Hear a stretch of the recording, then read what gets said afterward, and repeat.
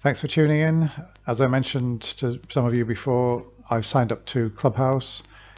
Today I've been into one room and I've exchanged some comments with other users on that platform, namely Steve Appell, who runs a very successful room there called Ask the Atheist. So I'm involved for about 10 minutes and I'm going to play that section where I'm actually involved in the conversation. We covered, I think, 3 topics in total, so there'll be some talking points. Have a listen, form some opinion on what was said and my involvement as well, and I'll discuss it after the clip. Here we go. Good morning, Stuart. It's a pleasure to see you on Goodbye to Ask the Atheist. Your 5 minutes starts now. Good morning, Steve. So I'm calling from the UK again, and it's the afternoon here. It's after 3 o'clock in the afternoon. We love that.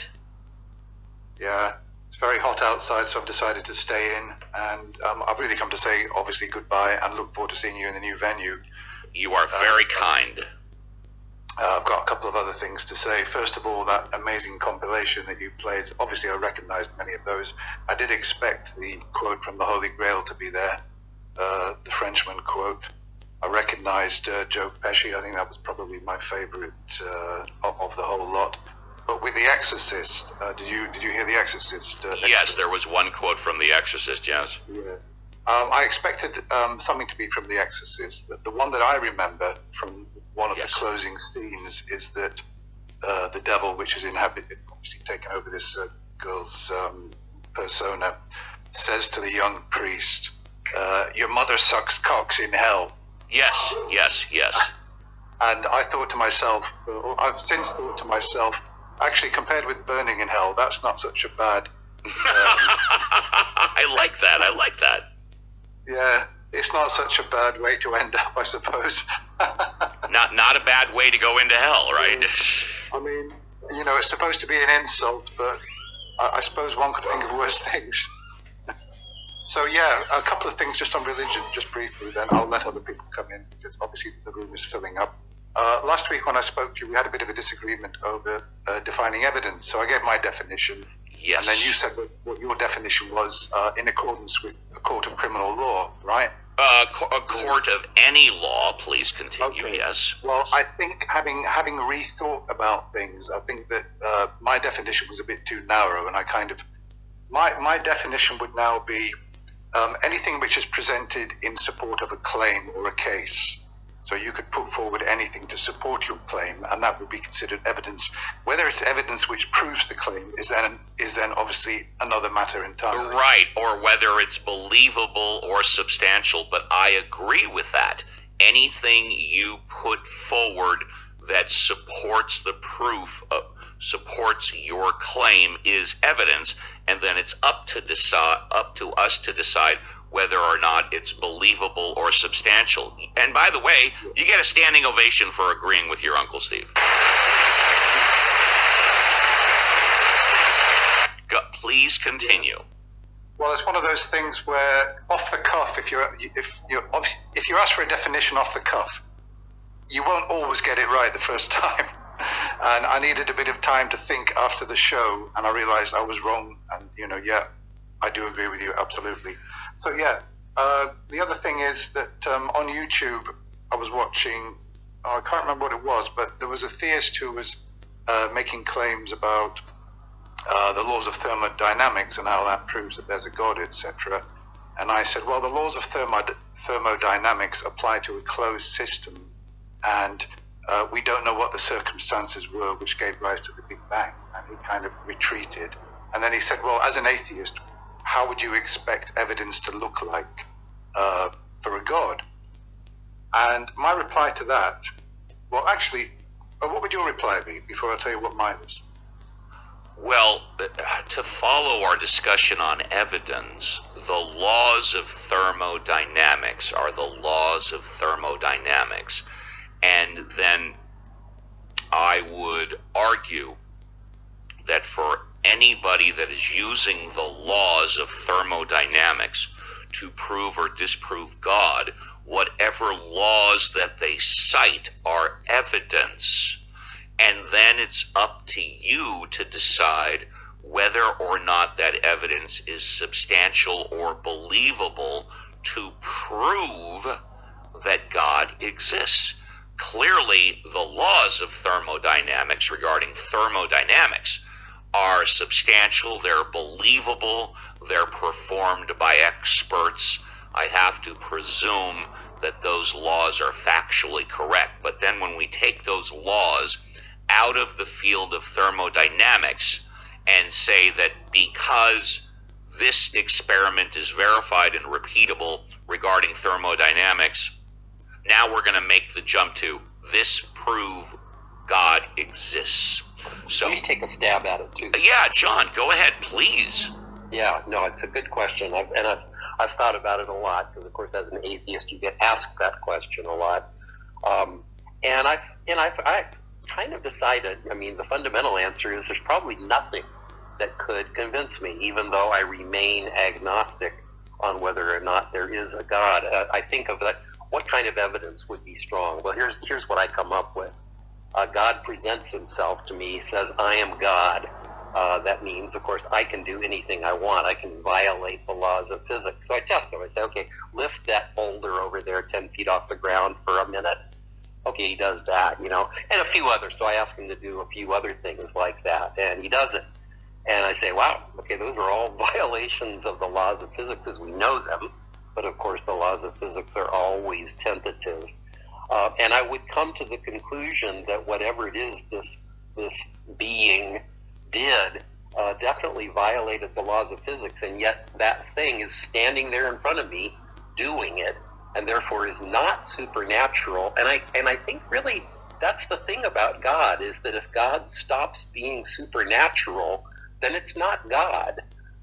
So I think it really, for me, it's kind of a quandary. I don't think any evidence could convince me, because any evidence would immediately become something that makes God a part of the natural world, and therefore subject to exploration with by science and so on. And yet it still leaves me agnostic, right? There could be a supernatural God, one that would never reveal itself, or even more likely, there could have been a supernatural God that created everything and went away. That's the God I kind of like. So there you go, Stuart. There's my answer. And Stuart, let me respond, and we'll go back to you. Now, if I heard John correctly, he said there's no evidence that you could provide that would prove to him that God exists. Is that correct, John? Yeah, I'm going to call bullshit. I'm going to call bullshit on you, because you have heard me give two pieces of evidence for the past year, which I have said, if those two pieces of evidence, which do not now exist, were to happen, I would immediately believe in God. John, do you remember what those two pieces of evidence are? I think one of them is walking on your pool. If somebody came to my Casa de Appell brick and mortar and walked on the top of my pool, I would immediately believe in God. And what's the other piece of evidence, John? I don't remember. The Bible, maybe? If someone were to be verifiably dead for 3.5 days and brought back to life, I would then immediately believe in God as well. Yeah, no, the second one's a little harder to get at, but the first one kind of falls into my lifting a rock 10 feet above the ground category, I think. I think maybe they both do, really. Once again, I mean, it's just that if some being actually did that, I would say, oh, well, there's a weird thing we haven't accounted for yet. Then you would believe in aliens. You wouldn't believe in God, but you would believe in aliens, right? Before I would believe in God. That's right. And it's not a resistance. It's once again, it's not a denial of God. I mean, I don't believe in God, but I don't think it's evidence against God. I think there might be a God. You agnostic, you. Let's go back to Stuart. Stuart, take a few more minutes and finish up. No rush, babe. Okay. So I think that the examples that have been presented there, both by you and John, while they would not be absolutely conclusive, I'd like to say that they're a damn sight better than anything that's ever been produced so far. So if a being manifested before me and showed that it could do amazing things, it might not convince me absolutely that it's a God, but it's certainly a damn sight better than anything that any theist has ever presented to us. But just to conclude on what I was saying to this person on YouTube, I said that I don't know what the evidence would look like, but if there's a God, that God knows what evidence would convince me. and I'm waiting for it. So I don't rule it out. And John and I were in a room yesterday, and I brought up the issue of string theory. I think John was in there. And I said that a lot of people that I have known for a while that believe in God use the evidence of string theory to prove that God exists.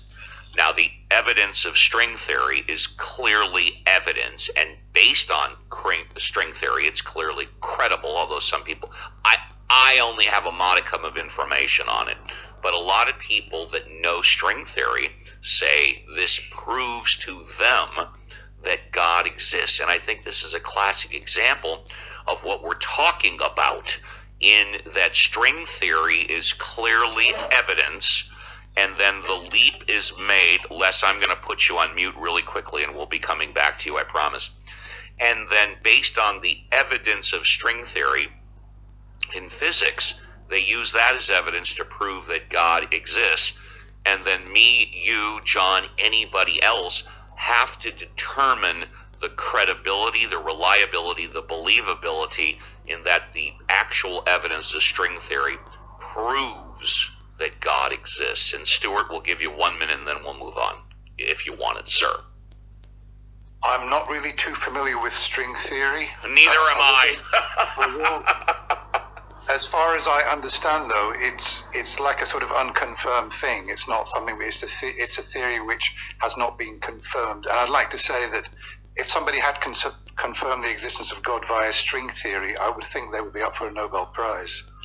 Yeah, well, confirming is one thing, and alleging, arguing, or debating is another. And Stuart, with that, I want to say thank you very much for coming on stage today. Thank you very much for your support. Please stay on stage, relax, smoke them if you got them. Thank you. Goodbye. Absolutely. Thank you. Bye. So there we go.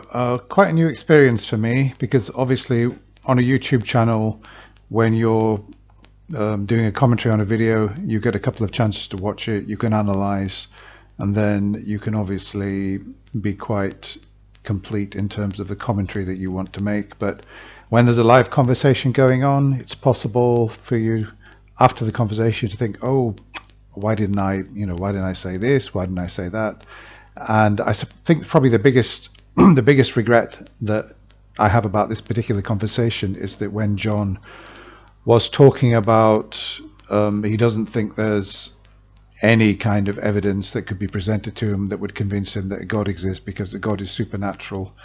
I think that obviously if a God is intervening in the real world, then this God would have some kind of interface, and we've seen that in the Bible, or at least God can take any shape, whether supernatural or natural. So I wouldn't necessarily say that his objection would be entirely valid.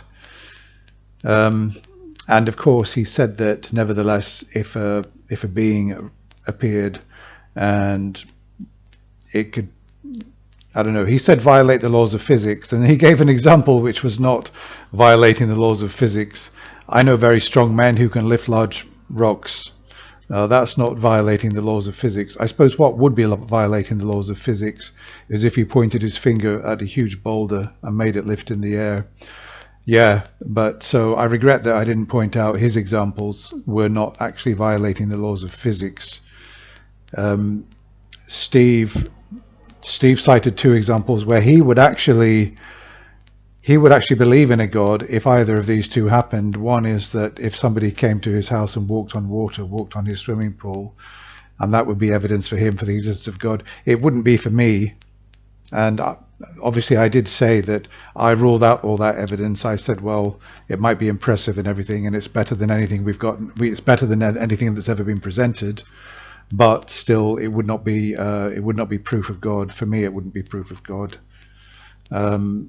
So yeah, I mean, it could be a magic trick or something like that. And even if it was real, how would somebody violating that would be violating the laws of physics, because obviously if you step onto water you should sink.